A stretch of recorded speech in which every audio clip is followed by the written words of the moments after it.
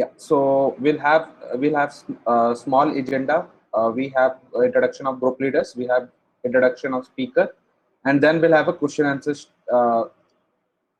sessions with Rupesh. For today, we'll give out two certification vouchers, and we'll give out a course certification from Devashish from Udemy. Uh, that would be for all the runner-ups and third prize. Can we move to next? So this Bhubaneswar developer group is being led by three persons. We have Devashish, who is Salesforce techno-functional specialist from Dubai. We have Chinmay Rath, who is a Salesforce technical lead from Bhubaneswar, and myself, Rahul Gupta. I'm a Salesforce developer from Bangalore. So we have Rupesh with us. So Rupesh is three-time Salesforce MVP. He's working as a senior Salesforce architect. These are the links for LinkedIn and Twitter. You can follow Rupesh there and get. You can also talk to him and reach out to him directly. So Rupesh, would you like to introduce yourselves? Hey, thanks, Rahul. I hope everyone can hear me clear and loud. Yeah, yeah, First of all, a big thank you to all of you. Right, it's a Saturday weekend, and you guys are spending your personal time off and coming to this session to hear me. Right, so a big thank you, and I hope everyone around you and your family, friends are all safe in this pandemic. Right. So as Rahul mentioned, I'm Rupesh Bhatia. I am Salesforce MVP from the last 3 years. Apart from that, right, I've been born and brought up in Mumbai. I'm a true Mumbaikar by heart, but uh, ideally belonging to the south of Rajasthan. That's where my family, my forefathers, and all of those come from, right? So uh, I'm a Rajasthani, right? But I'm a true Mumbaikar by heart because I've been born and brought up here. I've been in the ecosystem for almost a decade now, working with one of the global leading consulting firms right now as a senior architect and focusing more on the architect community. So that's what I do on my day-to-day job. Right. But on the community side, I am passionate about driving the consulting mindset among our developers and admins and consultants and architects. I truly feel that consulting mindset is a foundation for you to grow in your careers, irrespective of the titles that you have, irrespective of which track you are following. Right. Uh, and I'm going to talk here about the mindset. And when you hear my journey, it's all about mindset. Mindset has kind of helped me to navigate through different challenges to make or to reach where I am today, right? And address all the challenges with clarity in mind, right? That's most important when you're working with in a corporate setup, right? With a lot of folks, hierarchy wise as well as team wise, client stakeholders, right? You name it, and you'll have like at least 50 different stakeholders with whom you work within a company, right? So clarity of thought is really important, and we'll deep dive on some of those topics. How did I manage those things, right? Apart from that, I'm a 2006 pass out in engineering, completed my engineering in information and technology.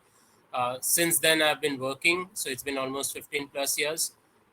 Initial 4 years I had spent in .NET world, and then moved to Salesforce. Uh, Apart from that, I focus on my certifications as well. Learning is a continuous journey, right? So I hold kind of 17x into Salesforce world, and quite a few, around 7 or something around the ecosystem, which goes from MuleSoft to AWS to DevOps tools like Copado and Flosa, right? So uh, yeah, so that's pretty much about me. I am supported by my wife and two kids, two sons. I have my dad and my stepmom living with me in the same house, right? So that's from a family background. So we are total 6 people and a happy family.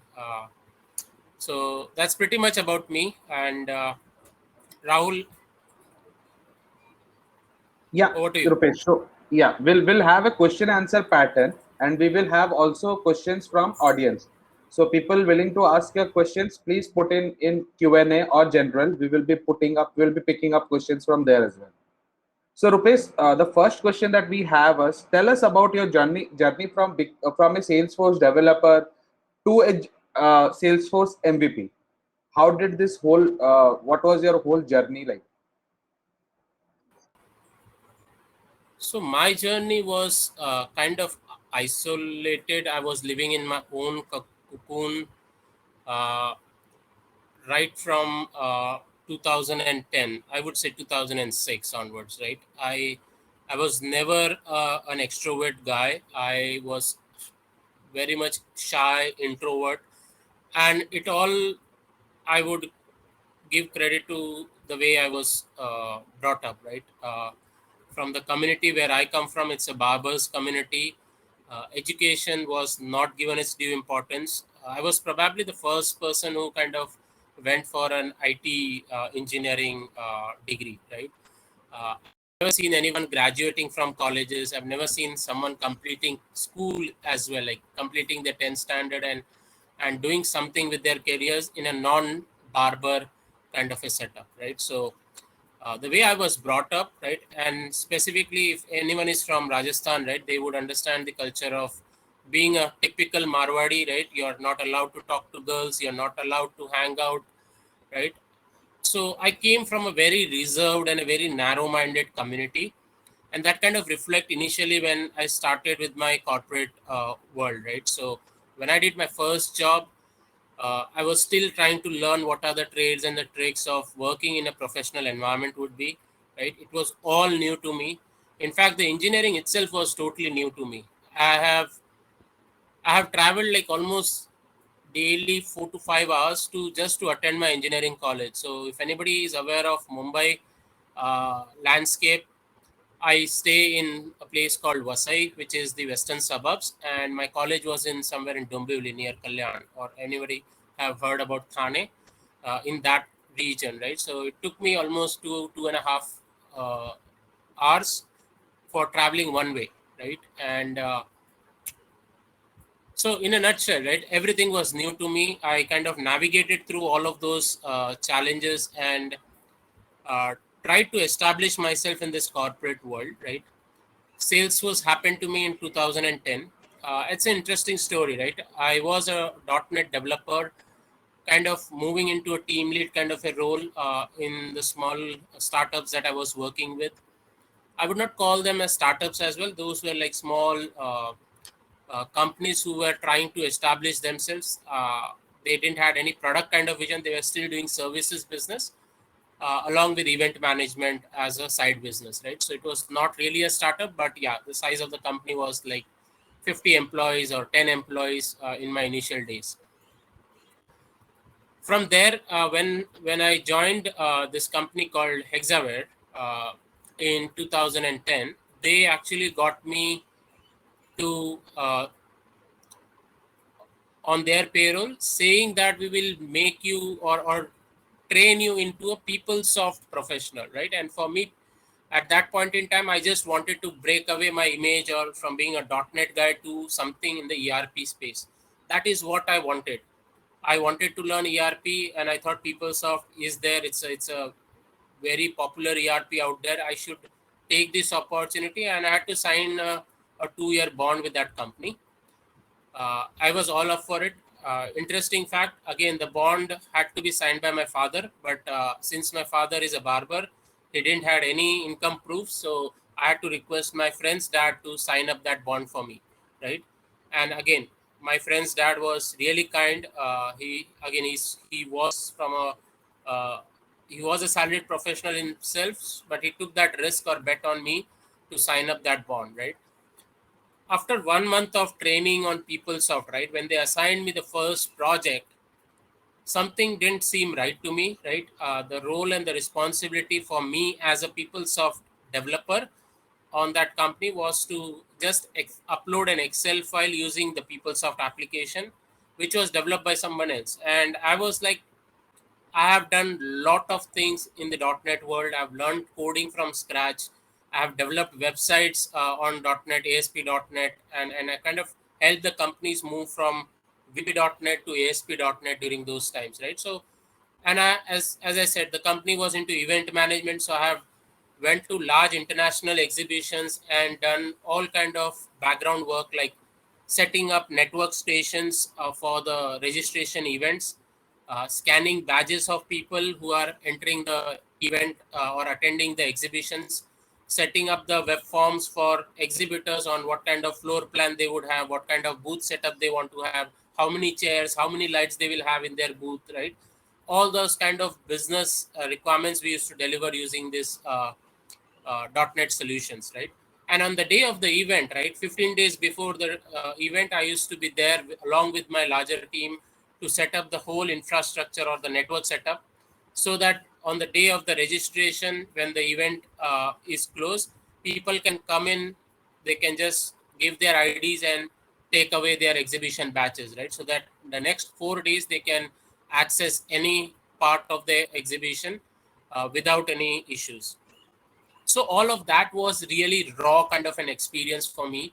A bit of IT, bit of non-IT, installing SQL servers while I'm on the road, going to the venue, uh, taking a manual dump of all the footfall report from a SQL DB at the end of the event, giving it back to the or the event host or the event organizers. And so all kind of work I had done, right? It's not just programming I was restricted to, right? So when this company offered me this role of uploading an Excel file, the next day I reached out to my manager and took him into a one-on-one conversation, and we kind of discussed, okay, what is going to be my role on the project, right? And he was like, okay, you're reacting too fast. You need to settle down. You need to first understand how things work here, and then react to this that you don't want to do this, right? And I was like, no, I'm not here to do this kind of work. I can do much more. Give me that opportunity, right? If you don't have an opportunity for me to work on PeopleSoft, give me something in the .NET space, and I'm happy to move back into my old technology, right? So that's the conversation I had with the manager. Uh, he directed me to the CRM head over there back then in 2010, end of 2010 onwards. She listened out to me very carefully, and she thought, okay, we want to start a team in Salesforce, but we don't have anyone over here, right? So can you help us get started? And I was like, I've never heard about it, but let me see what I can do about it. I started exploring it on my own, and back then there was no one, absolutely no one in my network who knew about Salesforce, right? I was never aware about this Trailblazer community. I was never aware about these developer groups. I had to research a lot on Google to get my hands on to the Salesforce Fundamentals ebook, which was a PDF document of almost 350 pages. I sat down during my initial job at that company to go through each and every word of that PDF document. Then I got my hands on to some online training videos. It was probably Salesforce in-person training videos by Salesforce trainers. Somebody had recorded and somebody had posted them on some channel, right? I didn't knew it was legal or illegal, but I just downloaded it, and uh, on my job, when I was doing that 5-minute job of uploading an Excel, I was spending my rest 8 hours on in office premise learning about Salesforce, exploring what Salesforce is all about, right? After 3 months, I decided to give my Dev 401 exam, which no longer exists. But on Jan 10, 2011 is when I cleared my first certification on Salesforce called Dev 401. And since then it has been no looking back, right? And it took me a good amount of year doing lot of pre-sales activities, lot of pursuits, trying to win projects for that company so that I can get actual implementation experience as well. As my CRM head had said that there is no other team member who can help you over here, so I was a one-man army over there trying to build a Salesforce practice. I won't say practice, but at least trying to get that first project for that company, right? uh, as I persisted with my challenge of learning Salesforce and getting that first project breakthrough, I had to face lot of criticism or lot of shaming by my batchmates, right? Remember, I came from .NET world to learn PeopleSoft ERP. So similar to me, there were around 15 other students or other working professionals who had left their .NET or Java world and had joined this company on the same day along with me to learn about PeopleSoft. And everyone was mocking me up, saying that what are you doing in Salesforce, because you don't have a team, you don't have a practice to back you up, you don't have project experience, you're going to waste your next 2 years doing something where you're not sure about your future. And I was like, as long as I'm learning something and as long as I'm making sense out of it, right? I know that this thing, what I used to do in .NET or on in the earlier days, right? Building a web form took me at least a week with the entire logic and unit testing and ensuring everything is working fine, right? Here I can do it in few hours, right? So that is what was exciting me, and it kind of, I kind of ignored all the taunts or all the words that were coming my way, and I was sticking to or focused to my task of completing those videos, completing my certification, and then working with the leadership over there to win the first ever project for that company. Luckily, God kind of been very kind. There was one big project which they were doing in some old CRM, a legacy CRM, and they wanted to move into a new CRM, and they kind of parachuted me into that team, right? Because the client wanted to move into Salesforce, but they didn't had anyone who knew Salesforce. So I had to hit that project running on the ground, the way that there was a 15-member team. I had to train them on Salesforce as well as lead that project to its execution as well. Luckily, on that project, client had engaged with one other company as well, who were going to do the solutioning and the designing aspect of it, and we were going to support them on implementing it on the ground from offshore. So I kind of took the charge of that project. In my first project itself, I was playing a role of a technical lead or an architect, right? I didn't develop much on Salesforce, but I was understanding the trade and the tricks of how to go about an implementation from an end-to-end perspective. I was working directly with the CTAs on that project from that company, who were later acquired by Salesforce. That company is no longer on its own. It was acquired by Salesforce way back in 2011, right? So the first exposure itself was an end-to-end implementation, global rollout, working with the best of the architects, and it kind of set the stage for me to grow in the Salesforce space, right? So that's how I grew. And again, all through these years, I was very focused, very narrow-minded, very clear on what I wanted to do as a developer, as a consultant, right? I would never had the time to look out and see what the community was doing, or what the other world, outside world is doing around me, right? It happened in 2016 when Zachary Jeans came on an India tour called SF India Tour, and I attended one of the calls, initial briefing calls, where he wanted to hear out from folks in India. And at that point in time, I just joined Twitter. So on that call, I was like, I do have a story which I can share, right? How did I came up in my career? What kind of background I had? And how did I navigate through all these challenges? And I think this story might influence or inspire others to do well in their careers, right? Salesforce, non-Salesforce doesn't matter, but how do you really face challenges and overcome them with the clarity of thought and with the right mindset? I think this story needs to be told, right? So that's where Zachary James actually documented or blogged my story called Caesars to Salesforce. It's out there on his blog on Medium.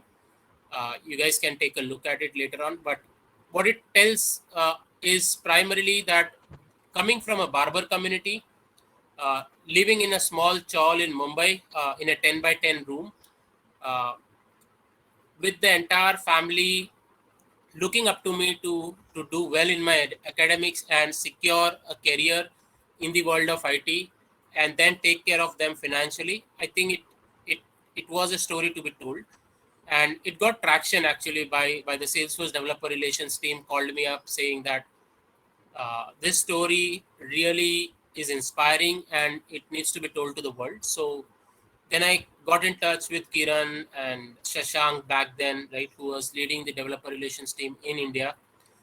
Uh, so that blog really brought me into a spotlight, I would say, right? And people started noticing me, like all of you, right? Everyone had that question, okay, how to become an MVP, right? I was admiring back then Shivanath Devinarayanan, Abhinav Gupta, who were the MVPs. They are now into Hall of Fame, but those were the names which kind of were there popular in the community. And I was like, what these guys are doing differently that I cannot do, right? So obviously there's a lot of fame, there's a lot of swags, there's a lot of following or followership that you get being an MVP, right? But I really wanted to understand what these guys are doing for them to be recognized as an MVP. And I had that natural or logical question that, okay, what should I do as well, right? Why can't I become an MVP? So I had a conversation with multiple folks. My first Dreamforce happened in 2016 itself, and I spent the entire Dreamforce doing nothing but just talking to all the MVPs. Whomever I met Mayank Srivastava, I met Mohit Srivastava, I met Gaurav, I met Abhinav, Ankit, right? All of these guys I met, I had a one-on-one conversation, and I was trying to figure out what these guys are doing differently, right? And the clear message that came out to me, and this is what I would like to pass it on as well, is MVP is not something to be chased, right? It's a title, it's a recognition for your efforts of giving back. But what do you give back typically, right? If a person is giving back to the society, either you are financially good, right? That you have the base foundation of giving back or helping others, right? But I didn't have that, right? So I cannot help anyone financially because I myself was not financially stable. Second, do I have enough knowledge? Can I share my knowledge or experiences which I'm having with other folks? Yes. Okay, what is that knowledge that I can share? What am I good at?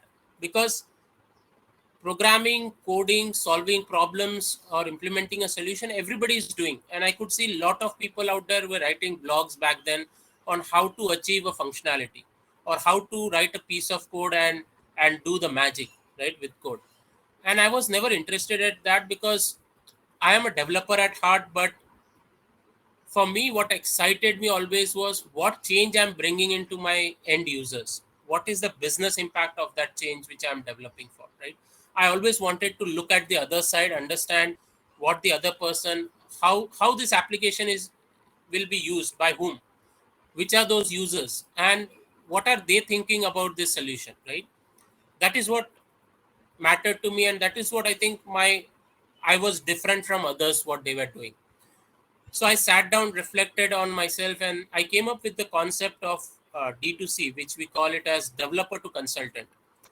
Now, again, it is just my bad that I couldn't think of a good name, right? But this really is not just about developers moving into a consultant role, but for anyone, whether it is a consultant by title or a developer by title or a admin by title or an architect by title, anyone who wants to move into the consulting world, what is the mindset that they should have to really transform themselves or really to step up in their careers, right? So when you think about consulting mindset, right, I talk about three things. First is the knowledge. Without knowledge, you cannot talk, right? If you are a developer, you don't have a knowledge, you cannot code. If you are a consultant, without knowledge, you cannot go and convince your customer about the right solution. If you are a architect, you cannot have the right solution, right design if you don't have enough knowledge, right? And the basis of CTA as well, which everybody aspires to be, is knowledge. First thing is knowledge. Second, analytical thought process. Can you apply that knowledge in solving real world problems? When I say real world problems, where do you get that? In your projects, the projects that you work on, or the user stories that you develop. There is a business problem that you're solving for. Understand that problem and then apply your knowledge. That is what is spoon fed to the developers by the tech leads and by the tech arcs on the project, right? Understand what the tech lead is trying to say to you, or what the tech arc is trying to do with this project, right? Why they have this solution, why they didn't opt for another solution. Ask questions, apply your brain on what you're trying to do, right? Don't just follow what they're asking you to do, right? Challenge them. When you challenge somebody, right, I consider it as a discussion between two individuals. And in a discussion, there is no there is nothing like somebody wins or somebody loses. Somebody, yes, is right. You need to figure out who is right in that discussion. I consider it as somebody learns from someone.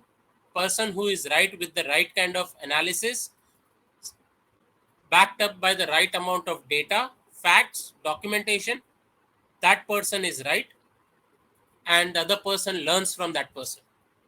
Irrespective whether you're up in the hierarchy or you're lower in the hierarchy, I have learned a lot of things from my developers till date, right? And vice versa. I have challenged architects on my project. Doesn't matter if they are CTAs or an application architect or a system architect. If I feel very strongly about a solution, I will get into a discussion and try to get my thoughts clarified, right? And always that habit of asking questions, being curious, trying to understand the business world and what impact I am driving through my skill set has differentiated me in this consulting mindset, right? So first is knowledge, second is analytical thinking, third is communication, right? And this is one of the most ignored skill set in a developer's life or in an admin's life, because we operate in offshore, right? Folks who are admins or developers or consultants who are working closer to the client will never face the communication problem because they are daily interacting with the end users, right? For them, communication is number one priority. For us in India, nobody cares. As long as I'm coding the right way, as long as I'm doing the configuration the right way, communication is the least priority, right? But we need to change that pattern. Communication should be our number one priority. And when I say communication, it's not about speaking in fluent English. Okay.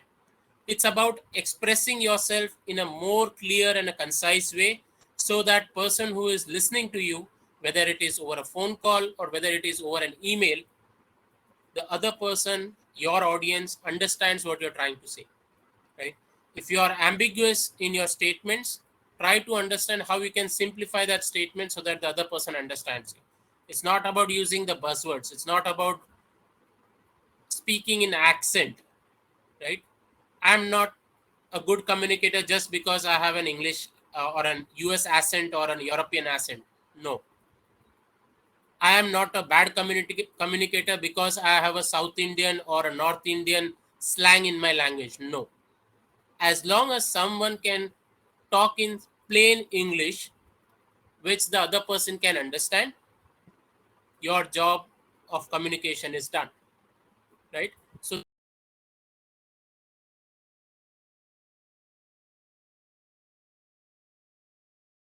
Rupesh, sorry. I think someone has muted you. Let me just check. okay, you guys can hear me. Yeah, we can hear you. Okay, so three things: knowledge, analytical thinking, and communication are the basis of forming your consulting mindset. Again, it's about the mindset. Okay, it's not about when will I become a consultant. No, you are a consultant the day you start thinking from your mind. You are an architect the day you have an architect mindset. You are a developer the day you have a developer's mindset, right? So focus on your mindset rather than on the titles, because titles are misleading in this industry, right? There are fancy titles and there are lot of titles, to be honest, right? Within the consultant space itself, you'll have a technical consultant, you'll have a functional consultant, you'll have a business consultant, you'll have techno functional consultant, right? All different flavors of consultant. At the end of the day, what makes you a consultant is these three things, right? So focus on your basics, and I think that's what I brought to the whole community, right? Bringing that focus into an area which was non-technical. They heard someone talking something non-technical for the first time. I think that kind of brought visibility into the entire community for myself, and Salesforce recognized me for my contributions in 2018 onwards, right? So sorry, 2019 onwards, if I'm not wrong. But irrespective of that, right, how do you become an MVP? Follow your passion. What do you have in you which you can share with the broader audience, right? And do it consistently, right? MVP is a perk that will come to you as a byproduct. It is not the end goal, right? In fact, I planned for my D2C sessions and I started doing those sessions after I became an MVP. Okay, so the life after MVP is when I actually started doing those sessions. Okay, before MVP I was just conceptualizing the whole idea, and I was a regular attendant in all the community events. I was speaking, I've spoken at Jaipur Developer First in its initial edition on the same topic, right? In a nutshell, if you are planning to do something, plan to follow your passion. And for you to follow your passion, you need to identify what that passion is, right? It is very easy to say follow your passion, but what is that passion? Passion is something which you love to do, irrespective of the day, time, whether you've eaten your food, whether you've done your work, whether you're on weekends, weekdays, right? You just don't look at the time. You just focus on things that you like to do, right? And people always kind of reach out to me saying that, okay, what should I do to give it back, right? So identify what are you good at. There is at least one quality in you, right, which others might not have.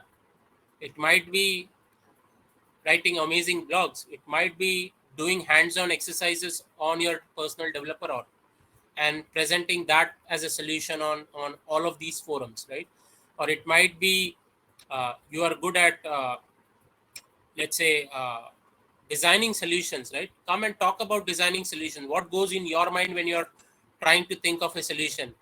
What goes in your mind when you're trying to write that code?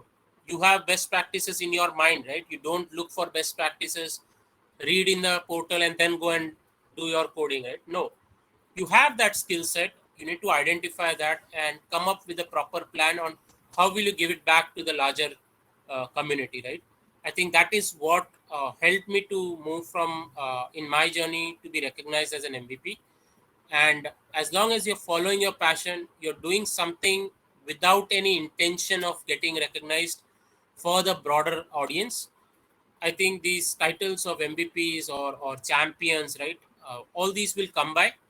Don't worry about it, right? Focus on the larger goal for yourself of educating someone what they won't know, right? Influencing someone by your talk. Why am I here today? I'm here to influence you guys or inspire you guys in any way, right? If my story can inspire you guys, my job is done. Today I have like 40 plus people on this call, right? If I can inspire just 5 people from this call to adopt a consulting mindset, my job is done. I am the happiest person in this world because my intention of influencing or inspiring someone on their journey is done. And that gives me immense happiness. And that's what drives me to do all of this, right? I don't get paid. I don't get any perks of doing this, right? Yes, the recognition or the title Salesforce does send us swags and all of that, right? But then I'm not doing this for those swags, right? I'm doing this because I want you guys to succeed, right?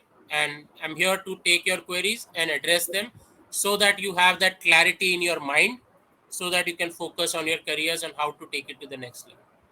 So, long answer, Rahul, to your question, but I think I kind of covered on what all things you wanted to, I wanted to say over this session, right? So I tried to cover almost all the other areas. You answered like 5 questions that I had prepared. That was almost many things you covered.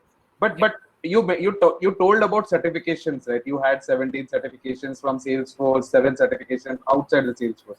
So if you see, right, today in market, if you see LinkedIn, you see Twitter, people are just doing number of certification. What do you think, is certification really important, to show off a skill set, or whether like on a particular skill set and then go for certification? Like I'm really confused on this part actually. So the way I look certification is it's a validation of your knowledge, right? Now, you might be in different phases in your careers, right? So when I did my first certification, I was badly trying to validate my knowledge that yes, I know Salesforce, right? So that people, my leadership, clients where I'm trying to win projects on, right, take me seriously that I can do development on Salesforce platform, right? Validation could be internal, where you want to validate for yourself that your inner conscience says that okay, I know this specific area, right?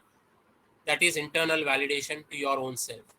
External validation, either to your company or the project leadership that you have, right, to tell them that this is another area which I know.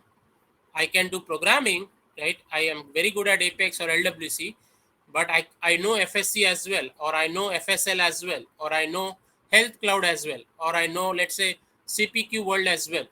How do I tell them that I know? Is through certification, right? That is, you are seeking validation from external people that they will trust you that this guy knows this particular area, right? And if you do it in a right way, obviously you'll have the right knowledge as well, right? You're not going to fake it up, right? Because Correct. Salesforce certification are all scenario based. Unless you have read through it and unless you have acquired that knowledge, you'll not clear this, right? Third thing, are you seeking validation in the job market, right? One is your own self, second is your company or your project leadership, third is the marketplace, right? Are you trying to switch your jobs and that's why you need certification to validate that okay, I know these 10 areas, right? And this we have seen a lot of trend over the last many years, right, where folks are trying to do certifications without acquiring the right knowledge, right? Now you brought up an interesting point. Okay, how do I get that clarity between knowledge and exposure or experience, right? Real life project experience. Now let me tell you that in your whole career, right, not one person is going to get a chance to work across all the Salesforce products. There will be very few, very rare, like 1% of the entire Salesforce community across the globe. You'll find one person somewhere or 1% of the people where they would have worked on Health Cloud as well, Velocity as well, sales, service, marketing, commerce, communities or experience, right? And the ecosystem is just growing every day, where they will have exposure to MuleSoft, Tableau, Einstein, everything, right? It's not possible. It's practically or infeasible from a human journey itself, right? You have limited years in your professional life. Focus on getting the basics right. For me, it is sales, service, and experience cloud. If you know these three clouds, these are your basic building blocks, and then you expand over the years as you gain more and more experience. Now, when should you do certifications, right? Should you wait for your project exposure or should you do the certifications? And I've seen personally as well, right? I've done it in both the ways, right? So uh, when I did my service cloud consultant certification, I never had the project experience, but immediately after I did that, I got my service cloud engagement, right? Immediately the next project was service cloud, and that certification helped me gain confidence that I can work on this project and I can lead this project in its entire implementation, right? Because being an architect, I should be good at the entire solutioning as well, right? I should design for scale, I should come up with options, right? So unless I have those knowledge, I wouldn't be able to justify my solutions, right?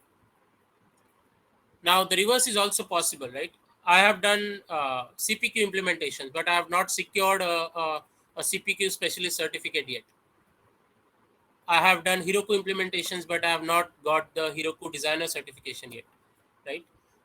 It all depends where you are in your journey in Salesforce world and what is the right time. There's no right time, right? As long as you can take out time for yourself to acquire that knowledge through your learning process, and then whenever you get time, go and give your certification, right?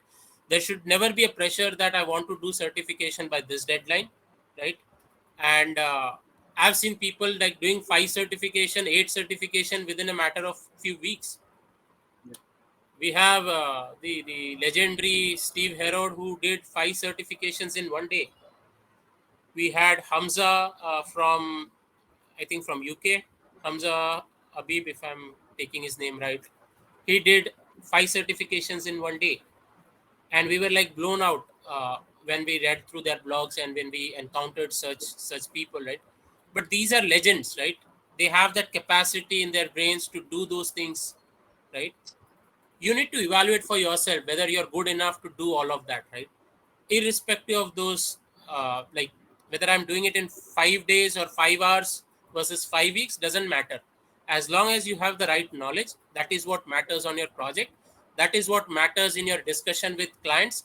That is what matters when you are discussing in an interview scenario, right? When you go for your interviews, that is what matters, right? Correct. The number of certification is a validation that you constantly try to seek with yourself, your clients, or sorry, your projects, leadership, or your external marketplace, right? So that's how I look at things, right? Yeah, yeah. So Rupesh, we are getting one question which is kind of people are talking about the same thing in a different way. So we have people who have joined here who are not in a Salesforce background. We have people who are totally non-IT background.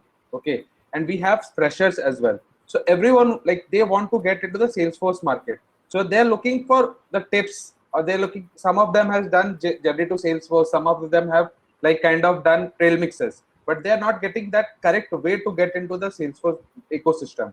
So what's your piece of advice for the same? So in my case, I was lucky that I had a job, right? Yeah. When I started moving into Salesforce, I was in a PeopleSoft practice of a company, of a large company, and I had no one to support me, right? I mean, you are into a business where PeopleSoft is their core business, and I'm trying to build a team, or at least build my career into something which nobody is going to support me, right? So you need conviction, okay? With conviction, you need hard work and patience as well, okay? Why do I say these things? Because for me, I had signed up a 2-year bond, right? I could have easily quit that job, and but to be honest, I didn't have those money to pay with them back, okay? I had signed the bond of 2 lakhs, and I didn't had even a penny to pay them back. So I was there by force, right? But even if you had money, right? If I had quit that at that point in time, I don't know where I would have been, right? To be honest. So you need conviction in yourself that if you're choosing Salesforce, you're choosing it for the right reasons, and you're liking the technology and the way the platform behaves, right? You should connect to that platform when you're doing your initial study, when you're going through the trailheads and the trail mixes.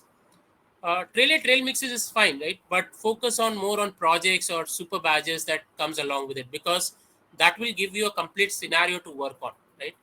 And understand the basics very clearly. What I have seen in most of the folks in these days is uh, there's no clarity on the basics of Salesforce. When I say basics, what is multi-tenancy in Salesforce? Why multi-tenancy exists, right?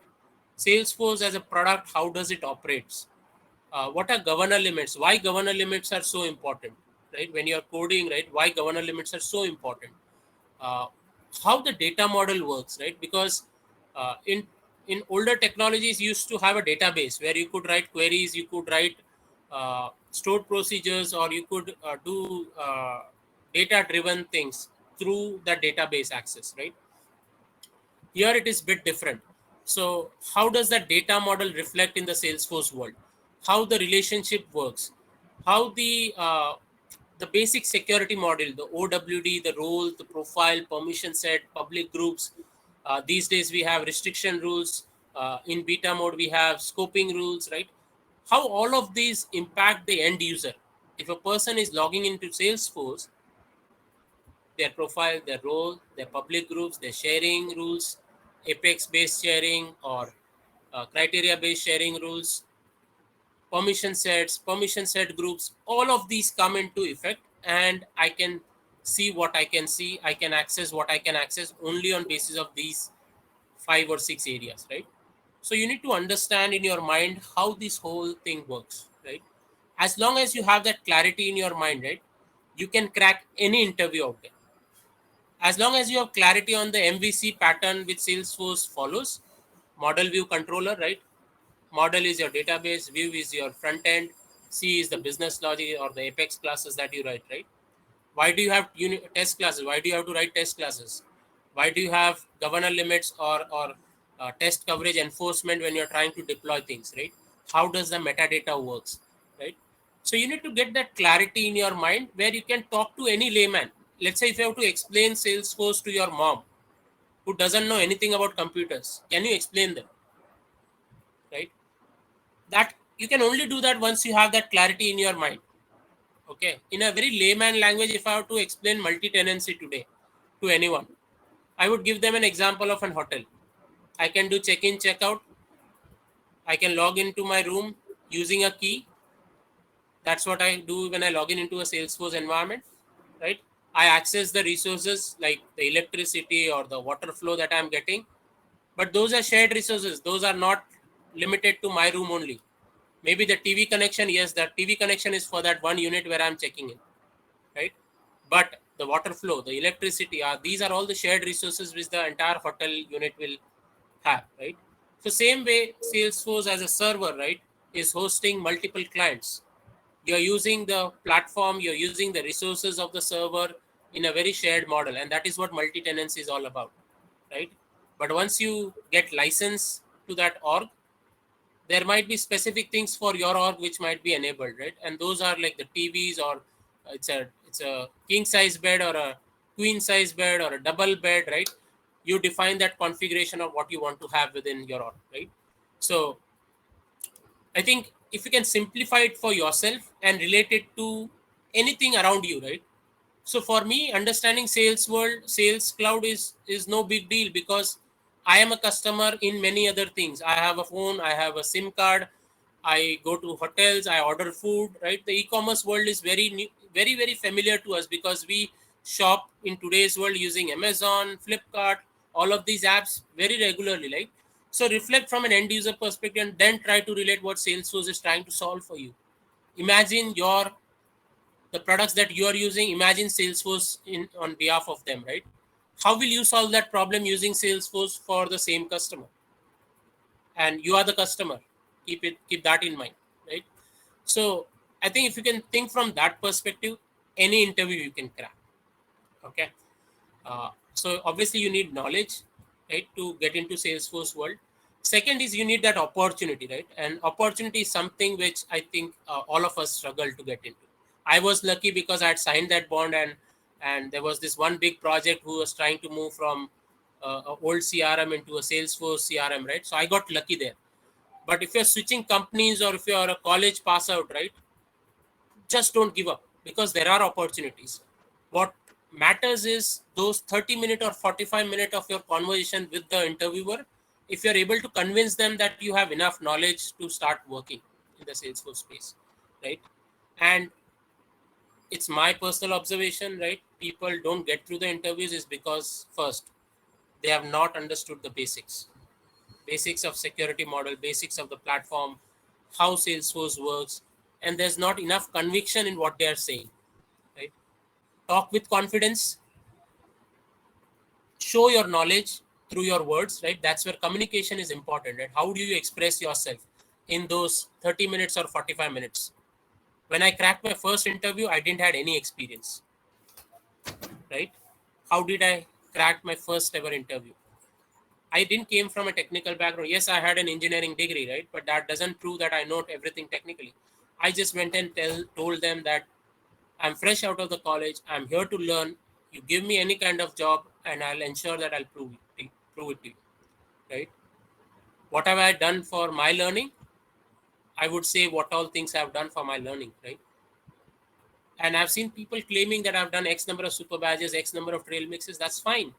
But is that knowledge coming through your talk? Probably not, right? So then focus on recording yourself in an interview process. There are a lot of mentors out there in community who are ready to offer you a mock interview, right? Go and seek for those mock interviews, right? If you're feeling not feeling good about cracking interviews, ask help. Reach out to the community folks, right? And they will always be helpful to you to get into that one-on-one conversation. So first is knowledge. Without knowledge, no amount or no number of any number of mock interviews is not going to help you, right? First is knowledge, second is how do you articulate in that 45 minute of conversation, and you're there with your job, right? And once you're part of a company, once you're part of the ecosystem, right, the project exposure will make you grow, right? So for me, sticking to your basics and following your heart, I think that's what has worked for me in my career, and that's what I would like to share with you guys as well, right? It's no rocket science, to be honest, right? Why within a 100 people group, right, only 10 succeed and 90 fail? Is there a magic with those 10 people? No. Is there conviction? Is there knowledge? And is there passion which they're following, right? Everybody can be successful as long as they are true to their self. Don't try to prove yourself to anyone else, just try to prove it to your own self, right? And one principle which I've followed throughout my career is evaluating myself after every 6 months. I would just sit down with myself, look into the mirror or look into the screen and say, in last 6 months, what have I learned? What are the mistakes I have done? In next 6 months, what am I going to do to overcome those mistakes? And what are the next 3 things or 5 things which I want to focus on, right? At times I might have exceeded my goals, or at times I may have fall short of my goals, right? If it is like number of certificate that I want to target in next 6 months, I would not have got time to complete all of them. But I will do a fair assessment of my own self first before anyone comes in and says me that, Rupesh, this is where you're going wrong, or this is what you need to do. Be your own critic, because no one else can take that place, right? You are your own, you can only judge yourself best. You can seek mentorship, you can seek coaching if you are feeling underconfident, but we can only inspire you, or we can only motivate you to a certain extent, right? At the end of the day, you have to act on it, right? And yeah, I think as long as you act on it, I think things would be fine. You will find a job in Salesforce space, because there are tons of job out there, right? The Salesforce market is booming. There's a demand and supply gap for sure. We are looking for more developers, right? The entire industry is looking for more developers. Salesforce is pushing everyone to get into Salesforce, right? So I think as long as you are able to express yourself in an interview, I think things will be taken care of. Yes, but back it up with the right knowledge, because without knowledge, if I am the interviewer, I would only take the people I am convinced with that they have enough knowledge, right? Or if you were the interviewer, if you are hiring for your own company, right, whom you will take? Think about from an interviewer perspective as well, right? Why should someone take you? Yeah. So, All right. Rupesh, the next question that we are getting right is Salesforce has lot of products, and how to keep ourselves updated? Do we need to invest time for each and every product? Because say we have learned something, and tomorrow a new release comes, and there are two new more products in the market. How do we deal with this? So Salesforce is not a sprint. Okay, your career Yeah. is not a sprint. It's a journey. Okay, you are running a marathon. Okay, you are not running a 100 meter or a 200 meter or a 400 meter, or let's say a one specific event. Let's say you complete 5 kilometers or 10 kilometers and you will get a medal. No, you are in your journey, and you're going to spend, let's say, working in your career, let's say 40 years. Let's say if you're a 20-year-old, right, or a 25-year-old, right, you're going to spend rest 30-35 years, like almost 3.5 decades in this world, right, Yeah. working on your day-to-day job. So why are you in so much rush, or why are you getting pressured that Salesforce is coming up with so many releases every other quarter, right? I think I mentioned about basics, right? So first is Sales Cloud, Service Cloud, Experience Cloud, right? These three these three clouds should be your basic fundamentals that you should get understanding of, right? If you're working in a custom force.com project where you're developing applications which are totally custom, that also is fine. But get your hands around sales process, service process, because you yourself are a customer, right? You have purchased a product in your whole life. Yes, many times. Yeah. Have you gone to a repair center or called up someone to fix your issue? Many times, right? Have you gone to a e-commerce website or a portal where you log in and look for information and then get your queries addressed many times, right? Yes. So these three clouds are something which you can pick it up from your own experiences, right? You just need to understand how Salesforce does it, right? You know what your expectation would be as a customer or as a from a business perspective, right? When you go and purchase your car, do you purchase it directly from Maruti or Toyota? No, right? You go to a dealer, right? Right? Right? So, what is the dealer concept is all about? It is B2B commerce or B2B setup where you have the sales engine, where you have an experience cloud, which is nothing but the portal where all your dealers would be registered. The dealers can use the sales process on a community portal, which is nothing called as partner community, right? Now, replace the dealer with the end customer. You have a customer community, which is called B2C kind of a model where you are doing business directly with the end user, right? All your e-commerce setups are they are doing directly with they are doing business directly with the end customer, right? So that's B2C. You will find business model which are B2B, B2B2C, right? Where something like Maruti has set up their whole sales process, but they are not directly selling it to the customer. They are selling it through their dealer network, right? So dealers become an important aspect of how they will log in into the system, how they will log opportunities, how they will place their orders, right? And you as an end user are taking services or you're buying products from them. So for me, to begin with, these three clouds are your basic building blocks in the Salesforce journey. Now, you need not rush to get through all of these clouds. Wait for the right project experience because, as I said, you are in a marathon, right? It's fine if it takes 5 years for you to completely get expertise in these three areas. I would find myself with strong foundation after 5 years if I focus on these three areas, right? Let Salesforce evolve and let Salesforce come up with new things. That's fine, right? They are basically doing what? They are enhancing their products with every release, right? If I'm doing a Sales Cloud project and if there are enhancements related to my project, yes, I should know about it because that is going to impact my project, right? If I'm in an operate project or a support project, yes, I should be aware of what is going on with Salesforce. So think in context of your project. As long as you're keeping yourself upgraded for the areas of work that you're doing, and then looking at what Salesforce is bringing to the table every release, I think that is what will help you grow as a professional. Don't think about MuleSoft if you have never worked on MuleSoft, or if you have never heard about MuleSoft.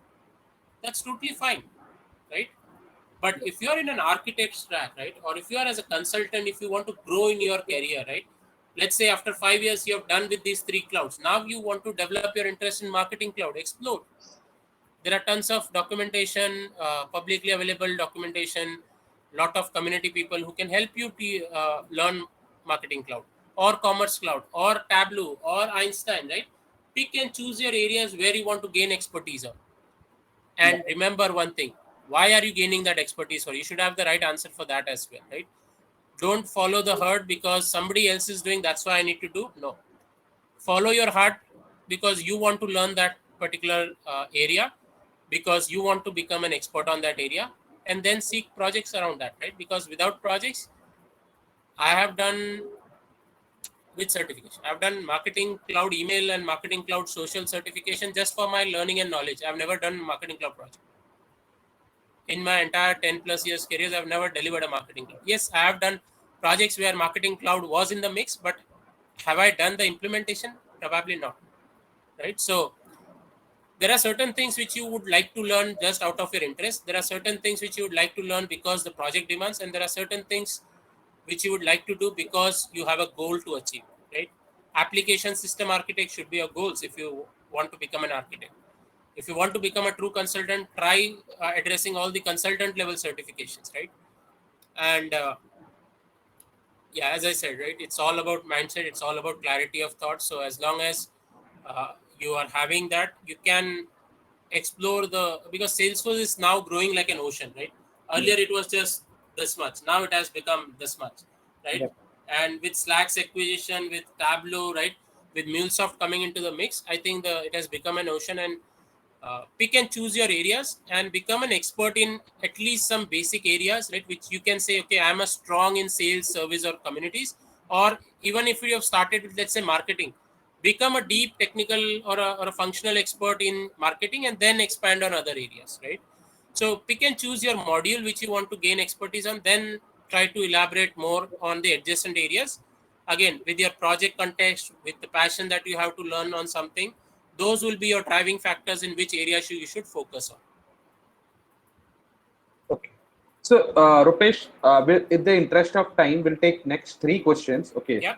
Okay. So, first question among those three would be, what are the biggest challenges you have faced? Like, from the whole discussion, I could understand you have seen Salesforce evolving from S controls to MuleSofts to LWC to all these new recent acquisitions, right?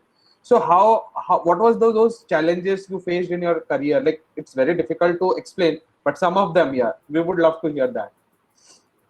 So my challenge started right from childhood days, right? Uh, how to get into an English medium school. That was my probably not my challenge, my father's challenge, right? He kind of overcame it because the principal of those school were regular customers of my dad, and it was only through that channel I could have entered into that big school, right? But yeah, childhood challenges apart, right? In the professional world, I think, as I said, my whole story of moving from .NET to PeopleSoft with an aspiration to become a ERP consultant, suddenly something happened and I was moved into Salesforce, right? Again, those were the challenges which I could only overcome with my conviction, with my patience, and with my hard work, right? Apart from that, really project challenges.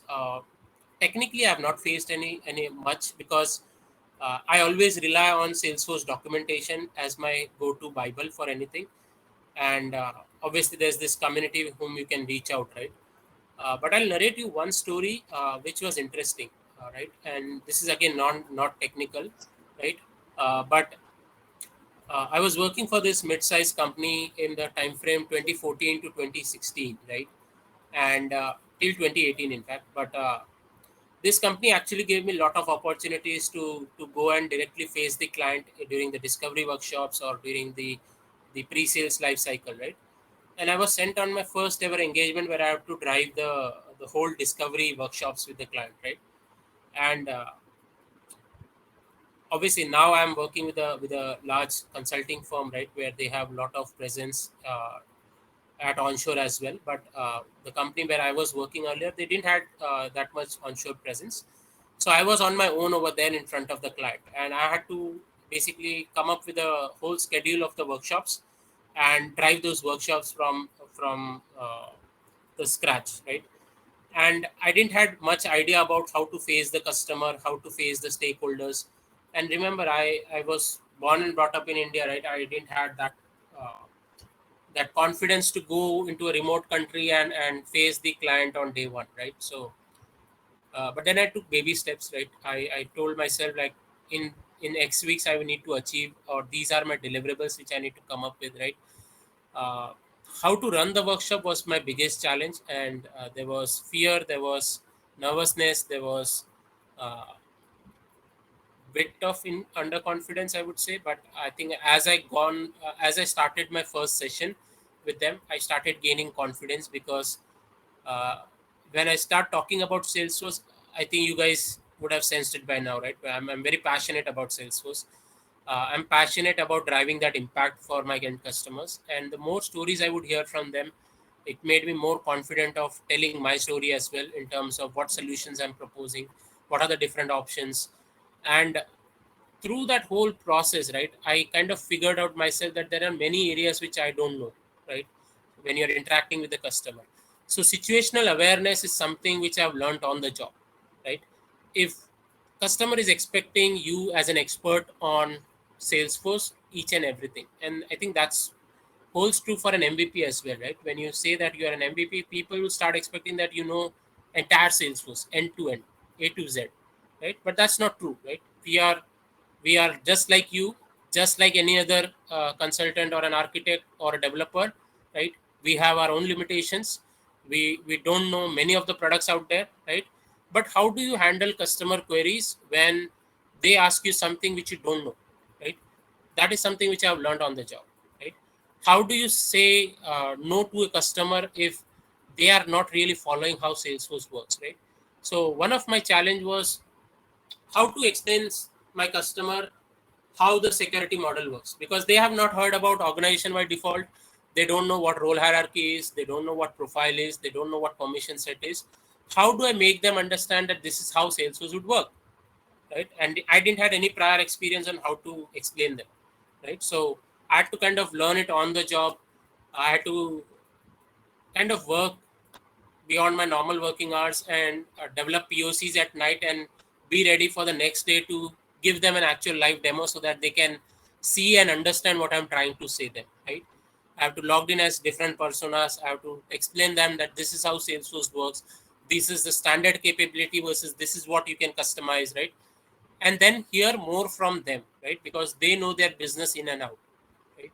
You know Salesforce in and out because you are working in Salesforce. They know their business in and out because they deal with their business on a day-to-day basis, right?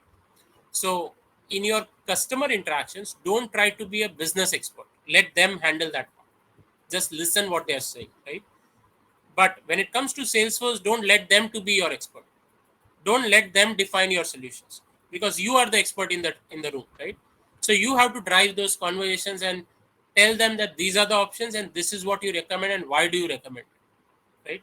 What are the pros and cons of those options, and logically what is the right solution to go ahead with given the context of the business. And one thing which I've learned is there is no solution which is right or wrong. If it works for your customer, for their end users, that is the right solution. Yes, platform has its own limitations. Technology wise, you will have your own limitation. Infrastructure wise, you'll have your own limitations. But that is not a problem statement for your business.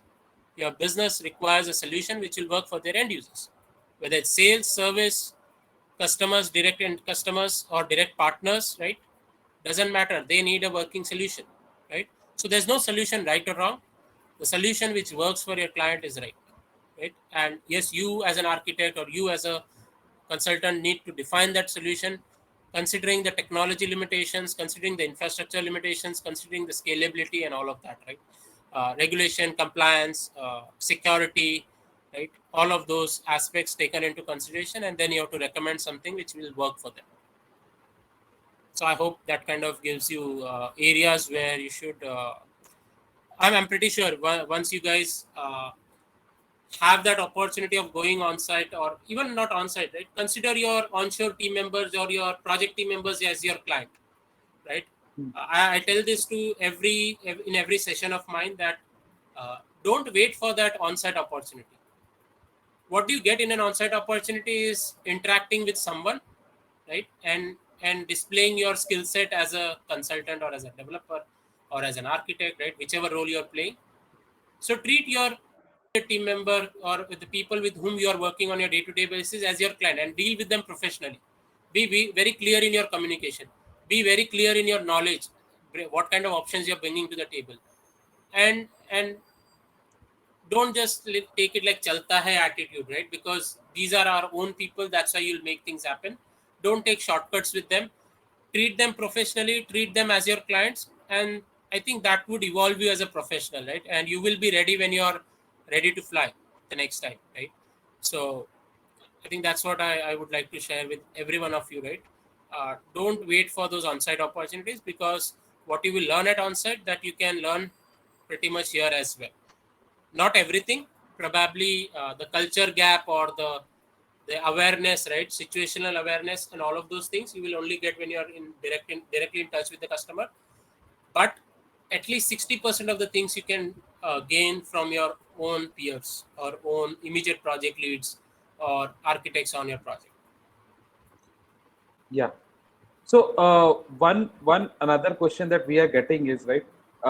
You are like MVP now for 3 times. You are working as a senior technical architect with a global firm. Okay, and plus this work from home pandemic situations. How are you managing yourself? How are you managing your corporate life? How are you managing your this community responsibilities? How are you coping up with this whole situation at this point of time? And what are some good ways so that people can find it helpful? See, this whole concept of work-life balance and how do you find time, right? It's all, I would say, it's all myth.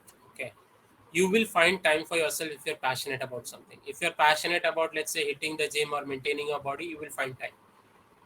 I've been very bad at it over the years. I've never entered a gym because I don't feel like I don't have that inner passion that I should go and hit the gym. Obviously, that's a bad thing, right? Everybody knows, even I know it, but we tend to ignore because we think that's not a priority for us, right? Uh, for me, work has always been my priority. People who have worked with me on my projects during my initial years would complain me always that you are the most workaholic person I have seen, right? And I'm not saying I'm alone over there. There are thousands and millions of people out there who are working hard, right? But if I think if you're doing something with passion, you will always find time. And when it comes to me, I do it pretty much all my sessions during weekends. uh, the good thing or the thing which works in my case is that I don't present something technical. I talk about my experiences, so I don't have to spend a lot of time in coming up with something, right? In today's session, I have come with zero preparation because I knew I'm going to talk from my heart. I know what I'm going to talk about. It's all my experience. You'll not find this in any book. You'll not find this in any paid training, right? You'll not find this anywhere else, right? You will only find this with the person who have gone through it, right? So for me, finding time was not difficult because this is what I love doing and this is what I'm passionate about. I'm passionate about influencing people and inspiring them through my journey because uh, and giving them the helping hand for folks who need it because I didn't traveled my journey till here alone. Right? There were people along the way. Those were customers who used to visit us in our barber shop. Right from those days to the tuition teachers who helped me in my academics. I was never a good student. I was never a rank holder. I went to a B grade college in Mumbai University to complete my engineering. I have not gone to any coaching classes till my last semester in engineering, right? So I came from a background which probably you guys or today's generation would never think of, right? And as long as you're following that passion, right, and if you have a determination to do things, you will always find time. It doesn't take much, right? It takes like half an hour, 1 hour here and there, right? If I calculate my entire year's time effort that I give to the community, it's hardly 50 hours, not more than that, right? But it is distributed, right, among the amount of things I'll do. Maybe I'll join a journey to Salesforce career webinar, or I will tweet or respond to someone on Twitter or on LinkedIn, right? Those are small things which impact people's lives, and I think uh, as long as I'm impacting someone's life in or their careers in some way or the other, I think I'll keep on doing these things, right? Irrespective whether I'm an MVP or not an MVP. Tomorrow, if I'm no longer an MVP, does that stop me from doing this? Probably not, right? I'll continue doing what I'm passionate about. I'll continue doing those D2C sessions. In fact, I'm right now thinking of coming up with D2C2A, which basically means how do you navigate from developer to consultant to architect, right? Because now with me playing that architect role in majority of my engagements, I understand the architect mindset as well. So I would like to come up with content and deliver that content for the community on how to think like an architect as well, right? So uh, I think that's all. That's how I kind of these things kind of drive me, and that's how I take my time for all of these sessions.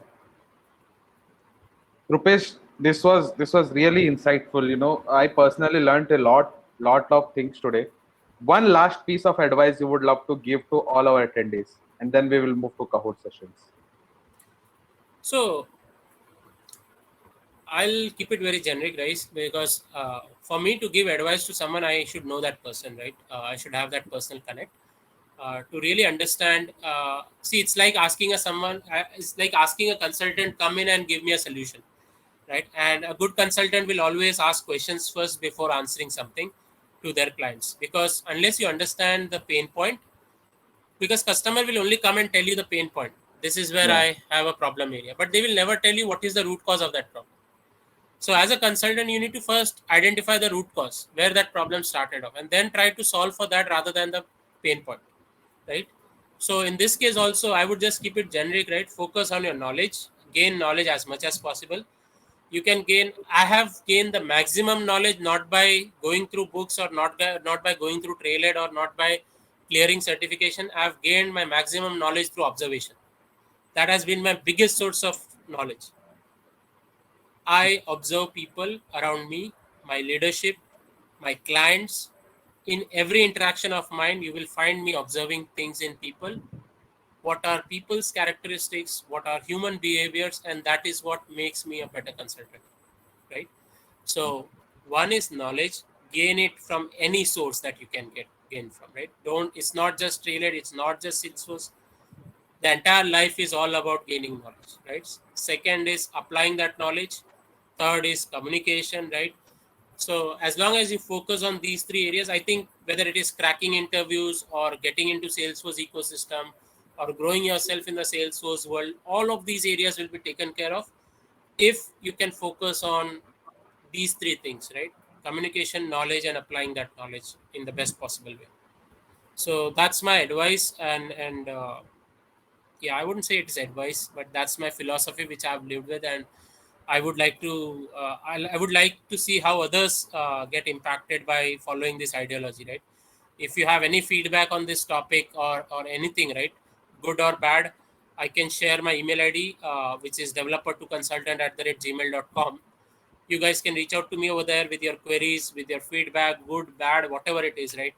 uh, would love to hear back from you guys, how you guys felt through this entire talk, right? And we'll establish that network and connection as well. So that's important in today's world as well. Since we Correct. are all in the remote world, we cannot meet in person. Ideally, I would have loved to do this in Bhubaneswar, in Yeah. person, in a live event, but hopefully soon, sometime Yeah. in near future. Sure. So, Rupesh, we would request you to put that email ID on the chat so that people Sure. can really want to, like, if they want to connect, they can. So, we'll move to our next session. We'll go for the Kahoot quiz. I'll be sharing the pass the link. Give me a minute. While the link comes up, I'm really sorry, guys. I didn't went by the agenda. No I problem. kind of just navigated through my whole journey.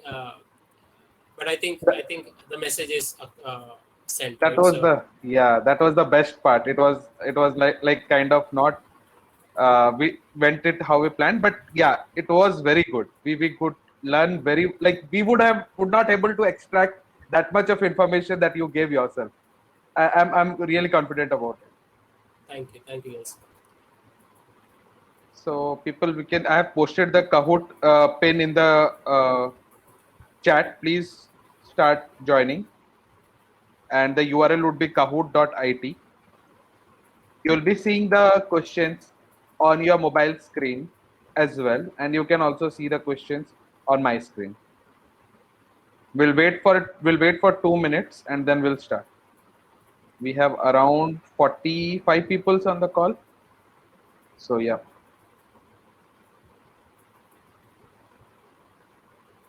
And guys, do use your correct name so that we can identify you.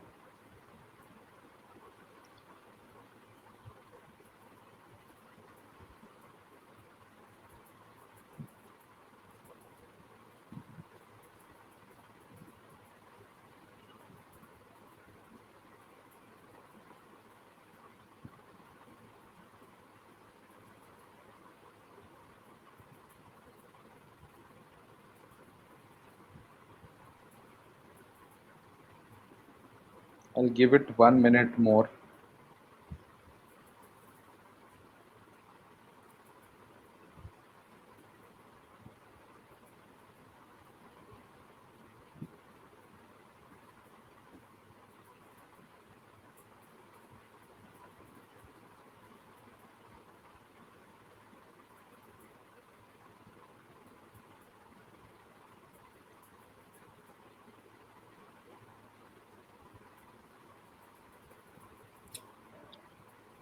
So folks who think that their questions were not answered, right, you can always write to me on my email ID and I'll try to get back to you guys. Okay, I know we kind of ran through the time, right?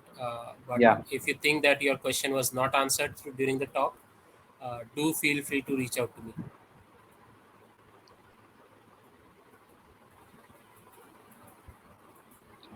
I think everyone is in. Sanath is in. Are we good to start, guys? I think we have 49 people. Okay, I'll give it 1 minute more. See, 37 people.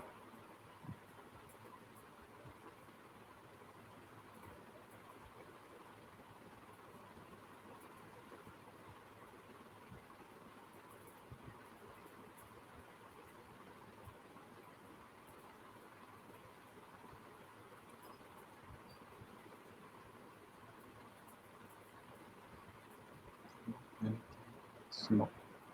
Okay, with interest of time, seeing 39 people on the quiz will start.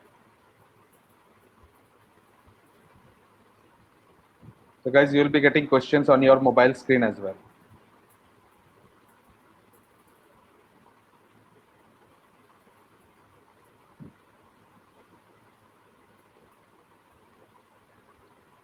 Identify the series which was done by Rupesh. It's Journey to Development, CPQ, Field Service Lightning series, or D2C series.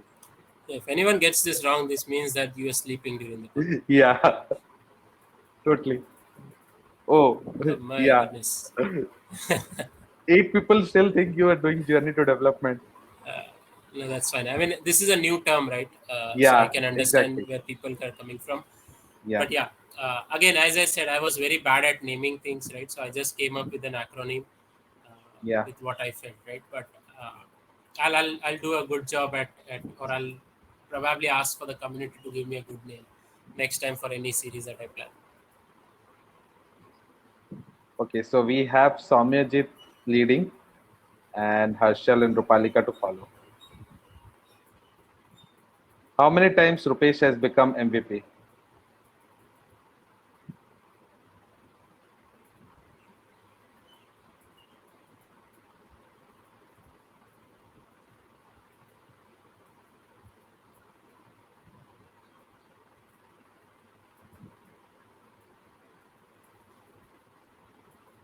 Okay, 30 people answered it correctly.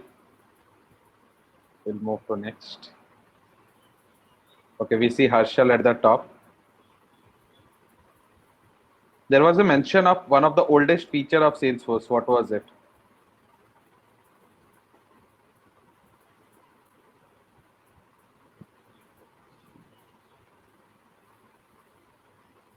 Okay, 30 people were managed to answer it correctly. It is S controls. Luckily, no one answered LWC. Okay, we see Harshal's at the top, Suganya at second, and Rishikesh at third.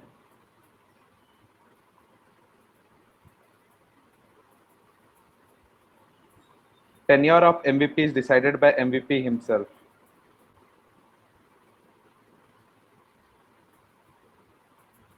Okay, Yeah, it's 34 not. people.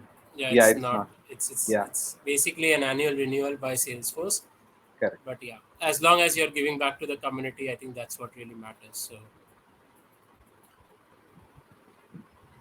Okay, Harshal is still at the top. So this is something coming from recent release. Now outbound messages can be sent through. Can it be done through triggers, process builder, flows, or outbound messages are now deprecated?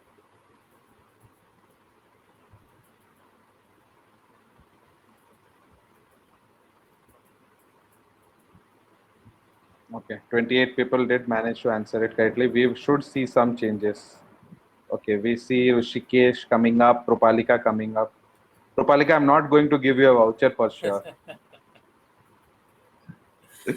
In Salesforce, how many custom objects can be created in developer edition by default? So what is the limit?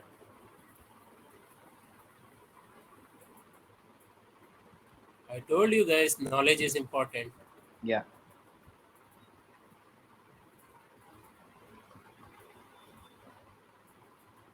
Okay, four people did get it correct.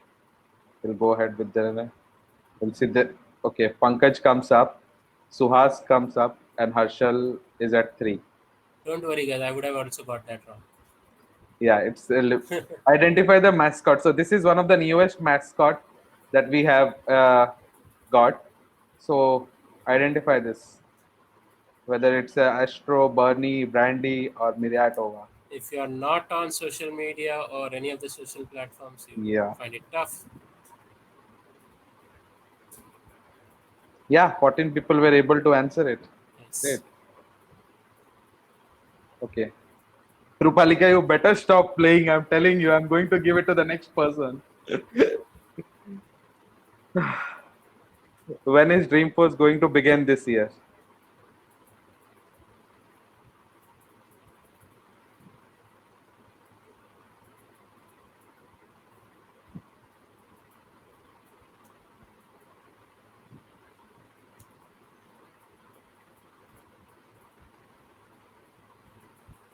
Okay, 39. Okay, we have 28 people answered correctly.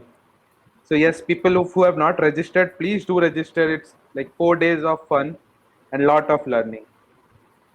Thanks to pandemic, otherwise I would have been Yeah, packing my bags for today. sure. Okay. Latest acquisition that was completed by Salesforce. Which of them is the latest acquisition that Salesforce did?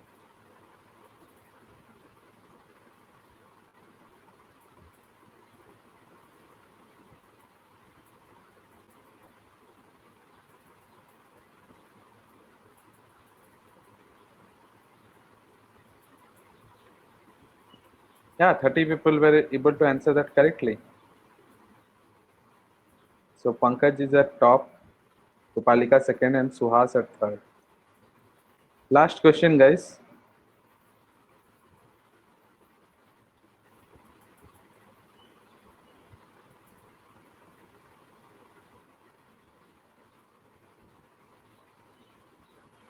Yeah, 34 people were able to answer it correctly. So let's see who's the. Okay. We have Suhas at third, Upalika at second, and Pankaj at the first position. Congrats, Pankaj, Rupalika, and Suhas. We have Harshal and Rushikesh at the runners up. Guys, do put your email IDs on chat. We will reach out to you. Thank you, Rupesh. Thank you for a great session today. No, We it's really loved, we really loved the whole session and how the way you explained the things. really my pleasure and honor to be here. Right, I did probably did this session after many months, so all excited, all energized, uh, and thank you for having me here. Right, as always, connecting to the broader Ohana is always great. Right, and Rahul or Deb, I'm not sure if we can extract this chat in any fashion, but I would like to go through the comments and the Q&A and see if I could respond to any of those later on as well. So I'm not sure if we can extract this chat from this Mm, platform. no, we cannot actually. Okay, no problem. Yeah. That's fine. Yeah, do reach out, guys. I have given my email ID over there. So if you have any follow up questions or anything which was not answered, drop me a note and I'll try my best. Yes, over the weekends only to get back to you with the response. All right, P. All right. Thank you, guys. Have a Thank you. nice weekend and take care of yourself. Thank you, guys. Thank you for joining in today.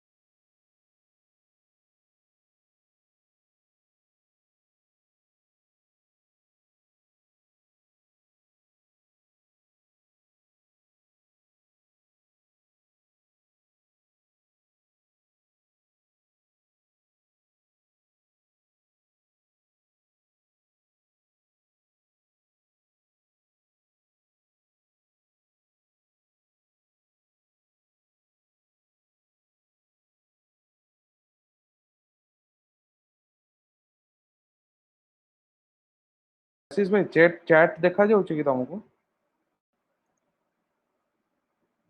आशीष भाई हाँ देखा जाउछि हाँ देखा ଗୋଟେ minute ପରେ टिके दीटा email ID टिके देखिबो कि गोटे ना गोटे ही खाली दरकार ऋषिकेश कदम मु एक्चुअली क्वेश्चन आंसर से बोधे पोस्ट करथिला मु बोधे क्लियर कर देली देखा अच्छा जाउछि क्वेश्चन आंसर देखा जाउनी ହେଲା हाँ तमे सब क्लियर कर देला अच्छा କିଛି କଥା ନାହିଁ ଯେ ଆସିବେ ବ୍ୟସ୍ତ ହିଁ ହଉଛ ଜେନେରାଲ आई थिंक तारी गोटे रही गला बाकी ये को କଣ ତା ନାଁ କହିଲ ऋषिकेश कदम ଶ୍ରୀକୃଷ୍ଣ ନା ନାଟା ରଖିଥାଅ ଆମେ ତାକୁ ଲିଙ୍କଡିନରେ ଖୋଲିଦେବା ହେଲା हाँ ठीक अच्छे जने कहलानी Harshal Kochi if you don't mind you can give voucher to me I was in 4th place କିଛି ବି ମଜା ଲାଗିଲା ମତେ ଏଣ୍ଡ କରିବାକୁ ଇଚ୍ଛା ହଉନଥିଲା ଲିଟରାଲି ଭାଇ ତା ପାଖରେ ବହୁତ ଷ୍ଟୋରି ଥିଲା ହଁ ଇଣ୍ଟରେଷ୍ଟିଂ ବି ଥିଲା ମାନେ ଏନ୍ଜୟିଂ ହଁ ଠିକ ଅଛି मते येटा कोड टा बते दबो को कोर्स रा हाँ हाँ लिंक आउ कोड दे दबो तापर मु स्टार्ट करी मु रखी ठीक देता है हाँ हाँ मु देखते चार्ट टा को मु करथली लिंक ठीक अछि हमें आराम से पठेबा आराम से कोन जल्दी हम्म ठीक अछि बाय ओके चलो बाय बाय